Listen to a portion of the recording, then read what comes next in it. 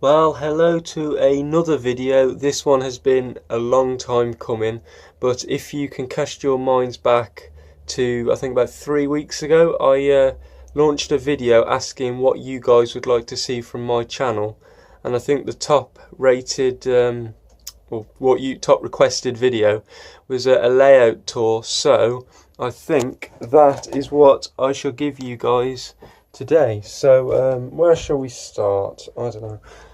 I don't know, let's start here, just because it happens to be where I'm at. I'd just like to thank you all so much for commenting. Thank you all so much for subscribing and being patient and waiting.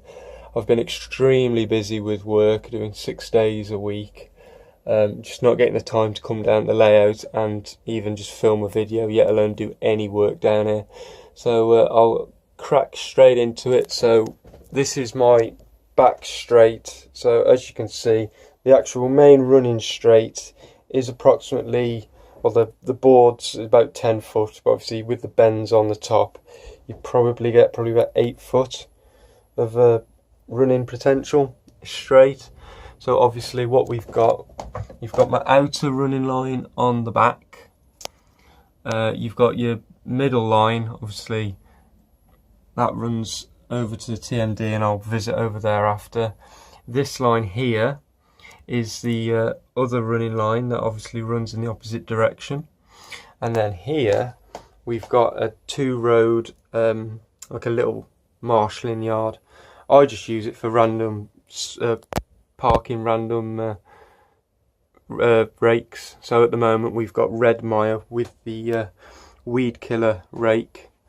So we've got the water only TTAs, and obviously the 2 Mark 1s.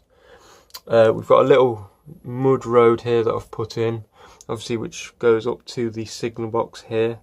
This signal box obviously controls the main set of points, so obviously you can get from your outer and inner running lines the middle line, and obviously it would control the points for this little well, let's call it a lay-by, shall we. At the moment I've got the 58 out on the cold train, but usually this is where it resides, just in here, and I've got the weed killer in here at the moment.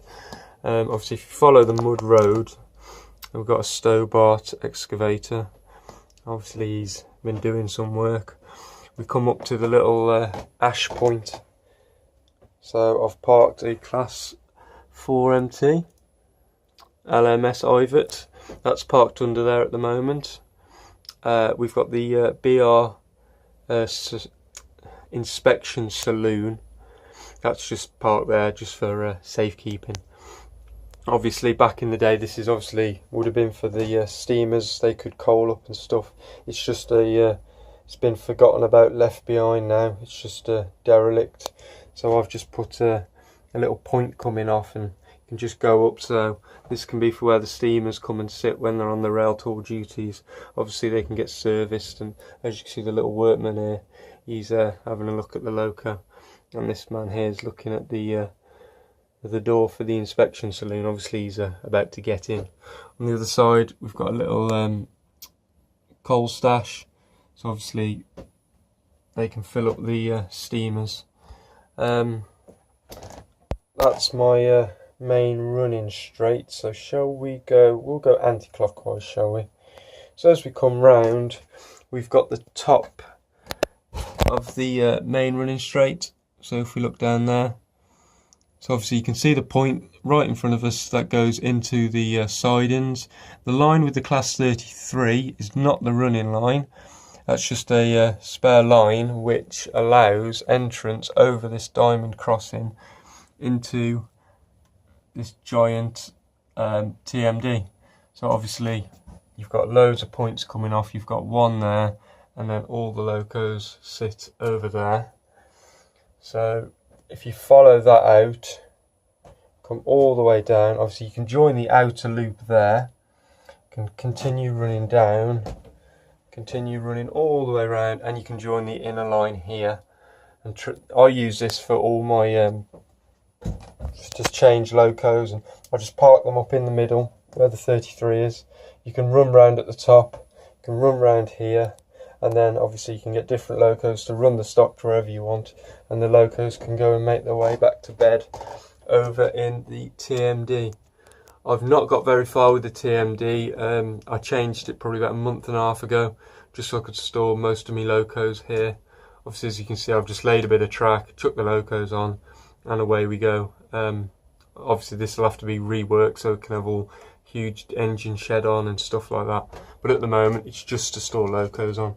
So if we come back to the Diamond crossing, this junction I have called Mudwell Junction. I've not got any signs for it yet, as I've still got to make them, but here, Mudwell Junction signal box, just a little one, just to control obviously the Diamond crossing and a couple of points. So as we work our way round, we come to the level crossing. So the level, it's not a main level crossing, it just comes into the little yard here to so you can go down the mud road to the signal box, and so you can get the works vehicles to the steamers. So I've tarmacked it. I've just used matte black paint. Obviously I've got to weather it all up and everything. Like I say, I've been really busy, so I haven't had much time. So I just use that to store some vehicles, and I'm going to obviously put a fence in along here, and then put grass, like I'm going to do what I've done here, put a fence in and grass it all up and everything. So I'm going to make my way to the other side, and then we can have a look from the other side. So obviously you probably recognise this shot. I use it all the time. We've got the crossing, and then we go into the bend for Mudwell Junction. So if you go over the tree, obviously that's where the TMD comes out. The Diamond crossing can come round over the crossing, and then we go round and then down for the station. So I'm not going to jump ahead of myself. So over here we come out of the level crossing, and I've done quite a bit of scenic work over here. So obviously we've got the grass, the field, the little tractor in it. I've put a working signal. At the moment the power to the track is off, just so none of the decoders are buzzing away and making this video even harder to watch. This part, it's all ballasted, the two running loops. It's not been glued. I'm not a fan of gluing the ballast, to be fair with you, because then it just makes it really noisy when you run the engines. So I'm just going to leave it like that for now. I'll probably glue it come towards the winter. I might do it, I might not, I don't know. As we can see, we've got the AWS ramps here. I've painted a couple up. I've still got to paint the little ramp, like that part. Got to paint it silver. That's still another job I've got to do. I've put the point motors in. Obviously these are dummies. I just control them all by just by hand. We've obviously got the relay boxes here. This is a nice little bit that you can obviously sit here and watch the trains go by. You can get right down. You can see the detail, obviously. And then as we come round, come back onto the bend, and then this is the bend for the station approach. At the top here in the corner is a little works yard. This is where all the maintenance vehicles are kept. Obviously this layout is set for the late 80s, early 90s, so the dying years of BR, as I like to call them. Most of my stock fits in. I have a modeller's license to run as I like, so I still run modern era, I still run steam, but I want the layout to mainly suit the late BR. So obviously that Stobart rail crane obviously will not fit in, but I just like it, so I've got it. Excuse the track rubber. Yeah, so this is a little work yard. So we've got a little escort van, a Land Rover. We've got all the bits and bobs that have nicely been knocked, so they're all over the place. And we've got a siding at the back, which obviously holds the breakdown crane in front of the BR office. Please excuse the really poor quality camera. This is just filmed on my phone. I dropped it last week and I've smashed the camera. So it still works, as you can see. It's just when the light reflects off it, it looks terrible. So you can't see anything. This is just horrid. So I'll move on. We'll head down towards the station. So as you can see, the back of this Mark 1 coach, and then there's the station area. So come back on myself, we've actually got a point off here which goes onto the first platform of the station. This is a 3-platform station. That line merges back into the one with the rake of coaches on. As you can see, the DMU down there, that can merge back onto platform 2 side, or it can run straight on, and then eventually it will do a loop around these 2 lines, but I'll show you that as we go around. I've got a water tower at the end of the station, just for when a steamer comes along it can fill itself up. I just like it, a bit of detail, makes it a bit more interesting to look at. We've obviously got the platforms, I've put passengers on, I've put seats, the signs and everything. AWS ramp. Yeah, the station's pretty much done, to be fair with you. I do want to replace the platforms. I don't like them. They're the Metcalfe ones, a few years old, and they just start to go over time. I'll make my way over there and we can have a look properly.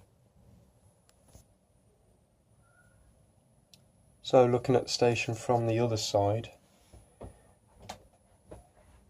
I've put the platform canopies on. Obviously you've got the waiting room and the toilets, and it's all on there. We've got the station bridge, got a billboard. The platform's good to hold for the platform 1 and 2, good for 5 coaches and the loco. It doesn't stick out. On the other one you can fit 6, because obviously it overhangs more. The platform 4 is a bay platform, and it's just tucked there in the corner. That just comes off a siding from this running line. Obviously it's got the motor luggage van in and a 4-step at the moment. Obviously that's still got to be worked. The platform should ideally work its way round, but obviously I haven't got time to do it rather. The station building does have lights, as does in here. I don't know whether I can quickly nip down and show you. Just give me a moment. There you go. As you can see, you can just see the LEDs sticking out. The camera's really not doing this any justice, but there are lights, and there's lights in there as well. I don't know if you can make that out.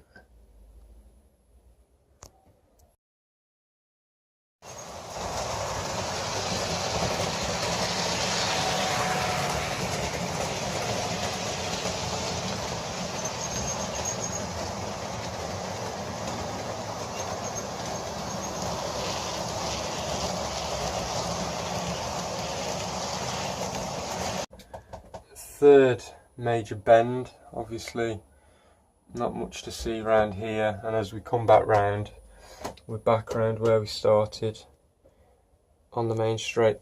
If I pan back round, obviously we can come out of the station, the 2 main running lines there, the platform with the DMU on, that can either come out through the point work and come line that goes all the way round.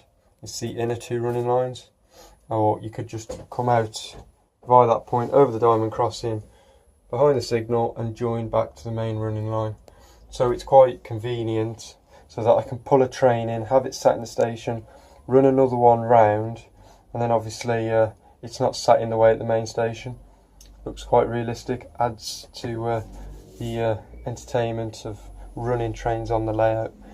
This layout was solely my first major layout, to be fair with you. I didn't know a lot of things when I started, so that's probably why it looks so to most people.